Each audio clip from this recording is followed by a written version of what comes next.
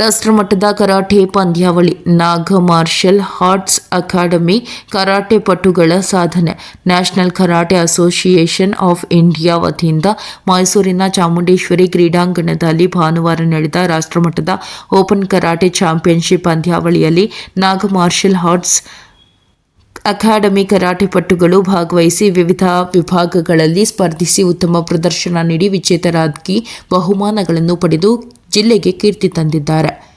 Karate ವಿಭಾಗದಲ್ಲಿ ಭಾಗವಹಿಸಿ ಸಾಧನೆಗೈದ karate ಪಟುಗಳಾದ Gyanesh Kumar ಪ್ರಥಮ, ಚಿರಂತ್ ದ್ವಿತೀಯ, ಹರ್ಷವರ್ಧನ್ ದ್ವಿತೀಯ, ಮನ್ವಿತ್ ರಾಜ್ ದ್ವಿತೀಯ, ಹರ್ಷಿತ್ ದ್ವಿತೀಯ, ಪವನ್ ಕುಮಾರ್ ತೃತೀಯ, ಸಮರ್ಥ್ ತೃತೀಯ ಸ್ಥಾನ ಪಡೆದಿದ್ದಾರೆ. ಅಭಿನಂದನೆ. ವಿಜೇತ ಕರಾಟೆ ಪಟುಗಳನ್ನು ಮುಖ್ಯ ಕರಾಟೆ ತರಬೇತುದಾರರು ಹಾಗೂ ವಕೀಲರಾದ ಸೆನಾಯ್ ರಾಜೇಂದ್ರ, ತರಬೇತುದಾರರಾದ ಸೆನಾಯ್ಗಳಾದ ಯೋಗೀಶ್ ಅಭಿನಂದಿಸಿದ್ದಾರೆ. ವರದಿ ಹೊಮ್ಮನಂಜುಂಡ ನಾಯಕ, ಪ್ರಜಾಪವರ್ ಟಿವಿ, ಚಾಮರಾಜನಗರ.